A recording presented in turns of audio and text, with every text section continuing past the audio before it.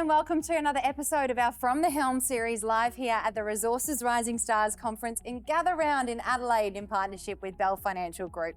I'm Grady Wolf, Market Analyst with Bell Direct, and a new face is joining me right now, Ian Bamborough from Saturn Metals. Ian, thanks for joining me. First of all, for our investors who may not know the Saturn story, can you give us a little overview? Yeah, hi Grady, and thanks for having us on. Saturn Metals, 2 million ounce gold deposit, Western Australia, new development, virgin deposit, and yeah, we're going through our final stage of studies towards production. How exciting. And so the forecast for financial metrics at Apollo Hill, can you talk us through that and what Apollo Hill is looking like? I think financial, the big difference with Apollo Hill is it's really a margin and volume deposit. Mm-hmm.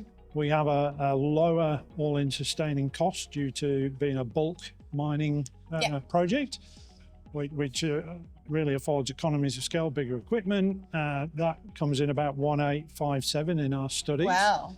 An ounce versus today's gold price of 5,000, I think, Aussie. Yeah, 3,043 Aussie, which is, US, which is very strong. And translating down to a sort of all-in sustaining cost per tonne, really provides some great metrics. And then the big kicker is we produce about 10 million tonnes per annum. So that margin times the volume equals some very substantial cash flow. Now, what's the next milestone in the lead up to the PFS? Lots of milestones. First of all, drilling. We're in the middle of the biggest drill program we've ever done, which will see another resource upgrade this year, our first reserve, and a lot of results along the way, I guess. Yeah. Now, why is Saturn adopting a heap leach process rather than more conventional processing that we've seen elsewhere in WA goldfields? I'd say, yeah, if we take a global scale, heap leach is probably the dominant form of gold production in the world. So conventional, I think it is very conventional. Yeah. I guess for WA goldfields, a bit different. I think, first of all, it's this particular deposit allows us to bulk up due to its mineralogy and gold deportment and pretty much just take as much rock as we can, which pushes our stripping ratio down, and then allows us to really, what was once waste in the pit becomes ore. That goes on a heap leach pad, very low cost processing, gold production goes up, it's more capital efficient.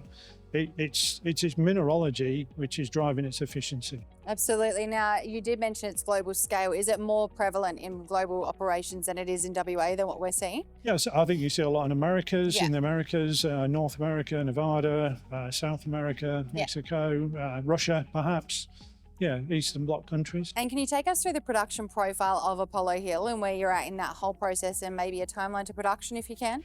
Yeah, there's two scales. I guess we're in full throttle on the pre-feasibility, which will be finished by the end of this year. We then have a definitive feasibility we're aiming for by the end of 2026 calendar.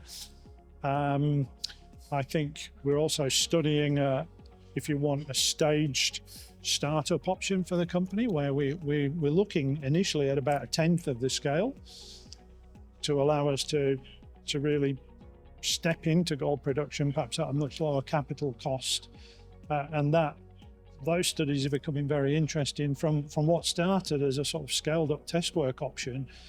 Actually now at today's gold prices and the economics and perhaps some of the work we've put in, which has also accelerated the big project through our permitting and approvals process. Yeah. It's really becoming quite a powerful option for the company. So that could be soon.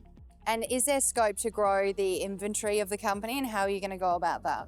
Yeah, we will drill some step-out holes this year. I was going to say brave holes, but I don't think they are, given the target we've got. But some really, we've always been explorers. We'll step back from this deposit and try and take it to that next tier. Yeah. When we've done that in the past, we've been very successful and really kind of changed the thing up. I think regionally, we have 1,000 square kilometres of ground. We've been doing some great regional work, 16 new prospects to date in the last couple of years. Some of them are getting legs. There's still 40-50% in this ground package, and arguably on the best structures, which needs a drill hole at all. So very exciting times. Ian Bamborough of Saturn Metals, thank you so much for joining us from the Helm. I can't wait to hear what happens over the next 12 months and how you go with Apollo Hill. Thank you for joining us. Thanks, Grady. Thank you.